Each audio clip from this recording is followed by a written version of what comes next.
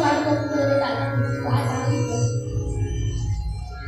मग ताईचं हे असं बोलणं ऐकून ज्ञानोबांनी काठी उठली आणि बाहेर आलं आणि तिथून जे बाहेर आले ना ते ज्ञानेश्वर पहिल्या ज्ञानेश्वरांपेक्षा वेगळे होते. तिथे त्यांनी ठरवलं नाही ह्या समाजामध्ये जो काही अज्ञान आहे ते दूर झालं पाहिजे. हे सगळे दुरित आहे म्हणून आपण बघायला ऐकतो दुरितांचे तिमिर जावो यांचा अंधकार तेव्हा दूर स्वतःसाठी एवढं सगळं घेतलं पण स्वतःसाठी एक शब्द सुद्धा मागितलं नाही किंवा समाजाला सुद्धा एका शब्दाने सुद्धा अपशब्द बोलला नाही.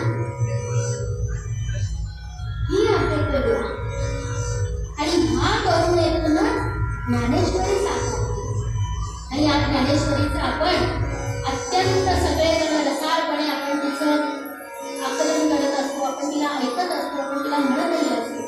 असेही माझी ज्ञानोबा माऊली काय सांगते बरं आपल्याला श्री गुरु सारिका असता पाठी राखा इतरांचा लेखा ओळखली. बघा आपण ज्यावेळेस मनुष्य जन्मामध्ये येतो ना त्यावेळेला आपल्याला काही मर्यादा असतात व सगळ्यात मर्यादा आहे. आपल्या जे षड्रिपू आहेत ती सगळ्यात मोठी मर्यादा आहे. आपल्याला आपल्या भावनांच्या मर्यादा आपल्या भावना कधी कुठे कशा व्यक्त कराव्यात ह्याच्या आपल्याला हे नसतं.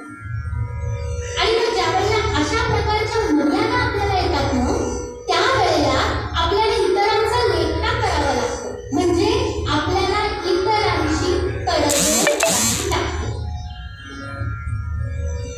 आपण आपल्या आयुष्यात कितीतरी तडजोडी करतो बरं का. अगदी कितीतरी अगदी साधी तडजोड म्हणजे घरी येणारी भांडेवाली बाई कधी पण येते कसंही भांडे घासते पण बाई येते ना हा लेखा करावा लागतो आपल्याला बरोबर आहे की. तर त्याच्यामुळे ज्ञानेश्वर महाराज सांगता आहेत की मनुष्य जन्मामध्ये येऊन जर तुम्हाला इतरांचा लेखा करायचा नाहीये इतरांची तडजोड करायची नाहीये तर तुम्हाला एकच शाश्वत असा मार्ग आहे तो म्हणजे श्री गुरु. श्री गुरूंच्या पलीकडे काहीही नाही. त्यांनी जो मार्ग सांगितला तो अनुसरा आणि मग बघा तुम्हाला इतरांचा लेखा करण्याची गरज आहे. आणि हे आपण आपल्या आख्यानामध्ये बघणार आहोत बरं का की श्री गुरु जर पाठीशी असतील तर काय मजा होते ते आपण आख्यानामध्ये बघणार आहोत. थोडंसं आपण अगोदरचं एक एक चरण आपण पाहूया. राजे याची कांता काय भीक मागे राजे याची कांता काय भीक मागे मनाची या जोडे सिद्धी पावे. अहो राजाची कांता राजाची बायको काय कमी होती का ती काय भीक मागणारी कोणाकडे आणि काही गरजच नाही आहे तिला. आता याच्यामध्ये एक गोष्ट आहे बरं का छोटीशी. एक राजा असतो तो असं 3 राण्या असतात तेव्हा छान सुंदर अशा राण्या असतात तेव्हा आणि त्याचा जीवही असतो त्यांच्यावरती. तर एक दिवशी काय होतं तो निघतो शिकारीला. शिकारीला जाता जाता जंगलात खूप दूरपर्यंत जातो आणि मग त्याला लागते तहान. म्हणतं काय करावं म्हणून असं इकडे तिकडे तो शोधत असतो. तो शोधत असताना त्याला दूरवरती काही बायका तिथे असं झरा असतो त्या झऱ्यावरती ते सगळीकडे दिसतात काम करत दिसतात. तो तिथे जातो आणि तो म्हणतो की मला पाणी मिळेल का. त्या बायकाचं काय म्हणतात हो मिळेल म्हणे काय त्यांना काही माहिती नसतं हा राजा आहे का कोण आहे. मिळेल पाणी. त्याच्यातली एक अशी तरुणी अशी येते आणि ती त्याला पाणी देते. हा पाणी पितो.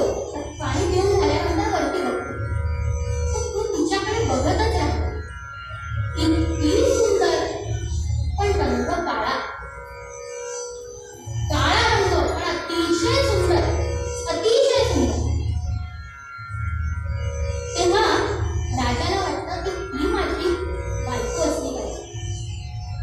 मग तो तिच्या घरच्यांशी बोलतो. राजाला कोण नाही म्हणणार आहे. सगळे तयार होतात. तो तिथून लग्न करूनच परत येतो. परत आल्यानंतर आता ही त्याची सगळ्यात आवडती राणी. इतर राण्यांना